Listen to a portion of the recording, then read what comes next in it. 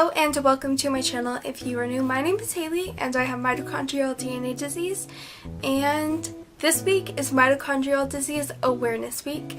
If you do not know what mitochondrial disease is, check out yesterday's video.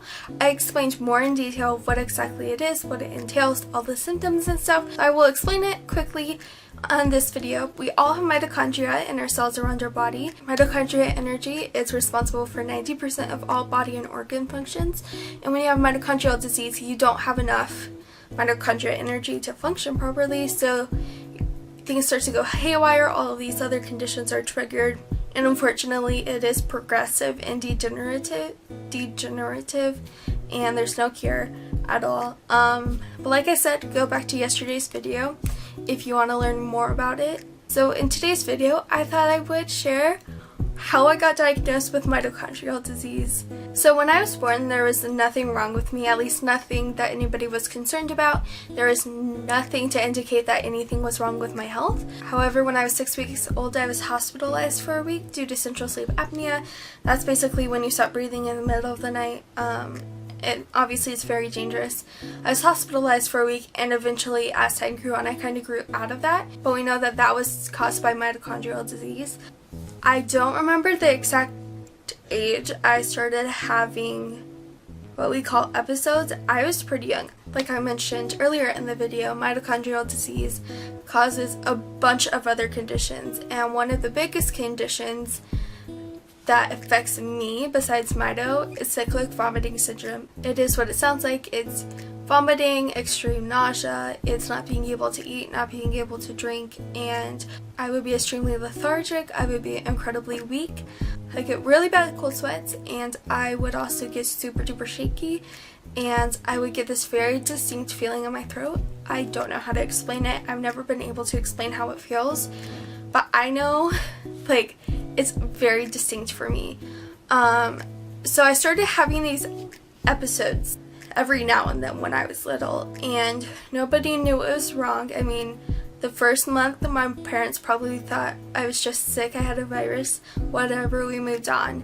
And then it started happening more frequently, and I was seen by multiple doctors, different hospitals, when I was in these episodes, and nobody knew what was wrong with me.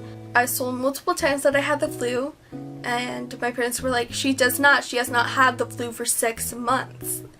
My parents were accused of poisoning me with heavy metals, and they did not poison me. Like, we did a test and everything. My parents have not done anything to hurt me. I mean, it was just all over the place. Like, we tried everything, and we eventually found out that IV fluids were what helped me kind of jump out of the episode and back into my normal self, if that makes any sense. I would still be incredibly weak and feeling poopy, but I would be like out of the episode.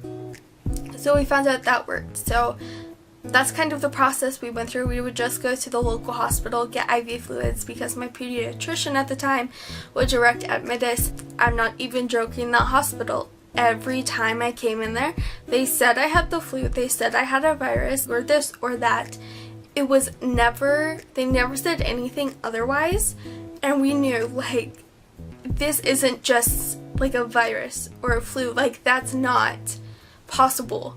And so I struggled with multiple hospital visits and all of these episodes for 5 years, for the first 5 years of my whole life. And then I got diagnosed when I was 5, and unfortunately, for many people, that's not even a long time to try to find answers. I don't know how old I was. I'm pretty sure I was 5 when I was diagnosed with cyclic vomiting syndrome by a neurologist that we saw. So we started going to a CVS support group, and my genetic doctor that I have now was actually speaking there.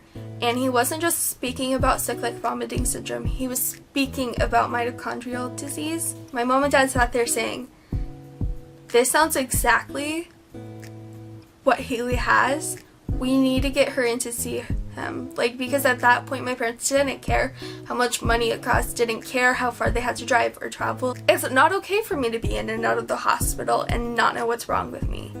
And we got into them, and actually a few months later he stopped seeing new patients, and it was definitely by the grace of God that we got there just in time. And he diagnosed me not only with CVS but with mitochondrial disease. So back then, that was about 2006.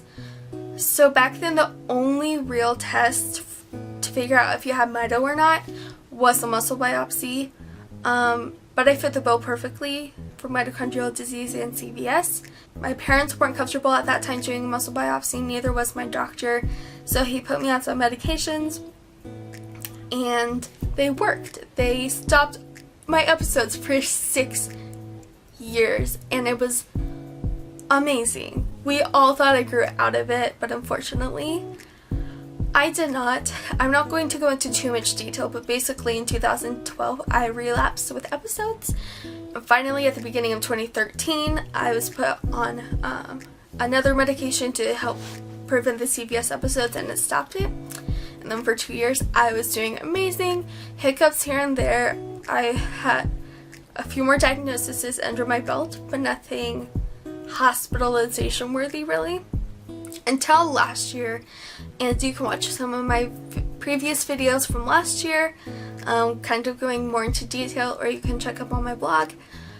But last year was horrible, and I ended up being in a prolonged CVS episode for 6 months. I got sick. That triggered CVS. However, we didn't know it was CVS just because of how it was manifesting. I was only shaky and weak. But as each month progressed, I started getting more and more CVS symptoms, and we tried a highly experimental treatment, and luckily it worked.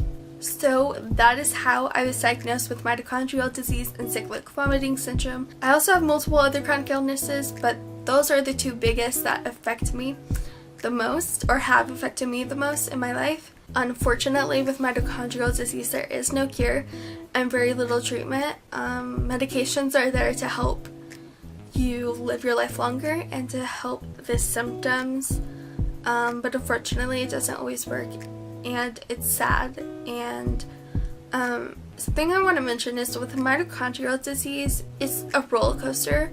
You have times where you're doing great, where you are doing great, and you have times where you're doing horrible. So I really hope this video kind of opened your eyes, and I hope some of you, if any of you have CVS or mito, or you think you have one of those, I really hope this video helped you, or it was just interesting to you and you learned something from it. If you have any questions about anything, about mito, about CVS, anything, leave them down in the comments below. I will of course answer them. Make sure to also comment down below what videos you would like to see from me in the future. Don't forget to tune in for tomorrow's video, because I'm posting a video every day for Mito Awareness Week, which is obviously this week. So thank you once again for watching, and I will see you all in my next video.